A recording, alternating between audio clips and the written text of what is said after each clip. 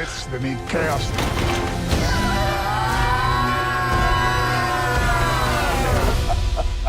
Do your worst.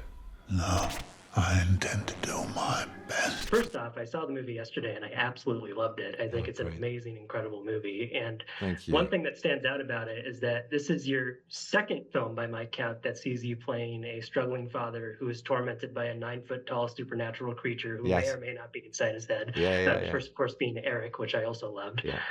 Still, the movie does feel like a great departure from some of your previous roles, especially with its shades of psychological horror. So I'd love to hear more about what drew you to the project and how it's similar or different to some of your previous work. I mean, I think I'm a dad, so that's going to happen. I've been working a lot, so some themes might cross over. But what did strike me is like, oh, hang on a minute, this is the second time that something is manifested as a kind of puppet. I mean, and out of the character's work as well, both artists.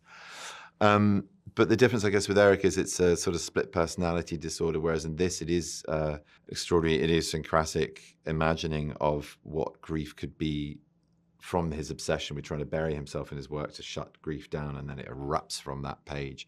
But it's real to him and to his boys. You know, that's the difference. It's an experience they have as a family. And it's extraordinary work, extraordinary book of about 10 and a half years ago. And I remember reading Max Porter's novella and just, it's small but containing profound multitudes and being pinned to the wall, breathless. And like I often do when I read a book, it's very vivid and real in a cinematic sense, but I didn't think, oh, that's filmable, because it's non-linear, there's unreliable narration. Suddenly you're with the boys as older men looking back and you think, has this all been from their perspective all along, you know? And then there's the crow of it, this kind of incredible thing, which is manifested in language, which is half bird, half onomatopoeic mangling of English. And a kind of Crow himself kind of struggles as a voice between being Mary Poppins and Tyler Durden, as he does in the polarities of the movie as well. But it's all on the page, and it just drew me in. It just drew me in. The adaptation that Dylan then somebody said there's a screen version of this in the mix, which we think is rather beautiful. Do you want to read the script? I said, sure. Wow, how did they do that? Who is the person that adapted this? Or was it the director? And we met, and you know, I knew a bit about Dylan. I'd seen Meet Me in the Bathroom, and a big fan of his work, but I didn't know if he could hold a narrative form together, or what he would be like for an actor going through a process, and especially one as sort of challenging as this. And we had a very firm and fast friendship from the first meeting, and it's been like that ever since. So the trust built very quickly, and it's been a wonderful collaboration. So yeah, a lot of factors, but chiefly for first and foremost the book. And as an actor, you know, these are dark, difficult, complex things to inhabit, but that's kind of meat and drink. It's what you want. You want to have those challenges as an actor. Tyler Durden meets Mary Poppins is maybe the best description. Tyler Durden and Mary Poppins, right? I mean, it is. It's like he's a comfort blanket at one moment, and then he's a pain in the ass and throwing him around and punching him up and causing mayhem, which is what grief is. You know, it is all of those things. It is those polarities. It's bizarrely something that you grow used to. You learn to live with it, which I guess is the great kind of arc of the story of the film.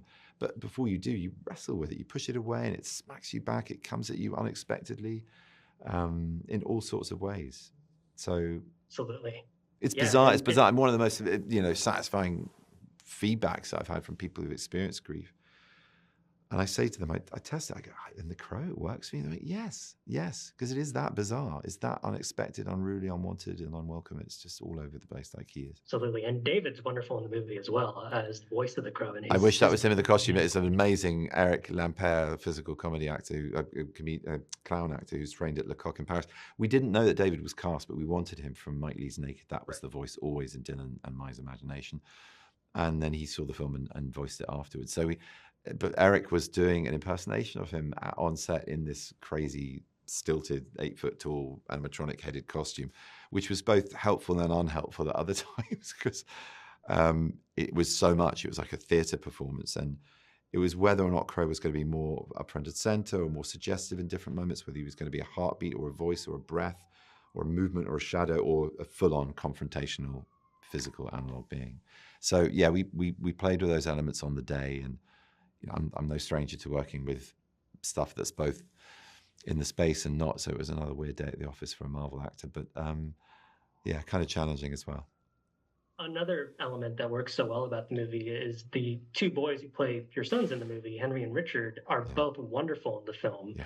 And in addition to being actual brothers, this is also their first IMDb credited roles ever. They've never What's been in front that of a camera. experience like working so prominently with two first-time actors, and what advice might you have for anyone who's on a big feature film set for the first time? It's extraordinary. Well, they're 7, so I don't know if I give 7-year-olds advice. It's just you have to kind of, get through it and see how it works. You have to be responsive to them. They're children, and not only is there the safeguarding and the natural kind of parental and producerial responsibility you have for being adults, looking after children on a set. You, as an actor opposite them, I felt obviously paternal as the character. I felt paternal as a dad myself and as a producer caring for them. And I also felt they were friends. I felt like we were forming an amazing kind of weird story out of compromise and coercion and play, and that's what it should be. And I don't think I've got any advice for them. They taught me. They taught me how to just exist in front of a camera and not try or think too hard about it and not overly worry. And also tell people when they'd had enough.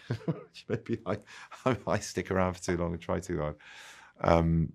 No, they were wonderful. And there were days when, they're 7-year-old kids, so they just didn't want to play. And there was one scene in particular where they had to dress up in their mum's clothes and put lipstick and makeup on and put earrings and bits of jewelry on. And having told them to go to bed and then absorbing myself in my work, I go next door and they haven't done anything and I see them and I lose my temper with them. It's a very powerful scene in the end, but they wouldn't do it. They weren't into it. They went, no, not doing that. So Dylan had to get them, to compromise. He said, all right, well, okay, you don't want to do that. Well, why don't you get me to do something I don't want to do? You could do something to me if you agree to do that in return. And they went, okay. And they got the lipstick and they wrote poo on his forehead, put it all over his mouth and called him weak man for the rest of the day. So, yeah, they were live wires. But they were great. I'm terribly fond of them. We all were. Speaking of first, when it comes to filmmaking, looking to the future a little bit, you're working with a filmmaker who's one of my personal favorites, Guy Richie on Wife and Dog, with an incredible cast with Rosamund Pike and Anthony Hopkins. Yeah. From what we've heard so far, it sounds like a bit of a return to form for Richie, but I'd love to hear more if you can tease anything about the project. I don't know. I think it's, there are definitely elements to his genre, but it's I don't know. I think he's kind of augmented it with a really new flavor, and I don't really want to give much away, but it's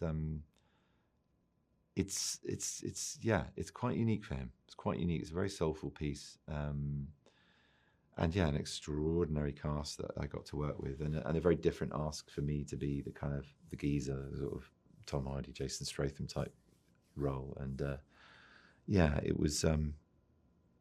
It was a blast. I mean, I love him. He's very uncompromising. He's very who he is, and it's just very straightforward working with him.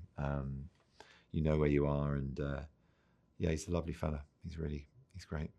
One final question for you. Unfortunately for both of us, I suffer from a condition called chronicle nerditis, so I gotta ask. It's been, even though it's only been 3 years, it feels like it's been eons since we last saw Stephen Strange. Especially I know how Multiverse of Madness ended on such a cliffhanger. Yeah. I'm sure you're limited in what you can and can't say, given the marvel of it all. But do you have at least the slightest sense of what might be next for Doctor Strange, or are you still waiting for that call from Marvel? Oh, I have more than a sense, but I can't share it. That's the usual. Honestly, that's enough. It's the usual Stonewall. Sorry, but yeah.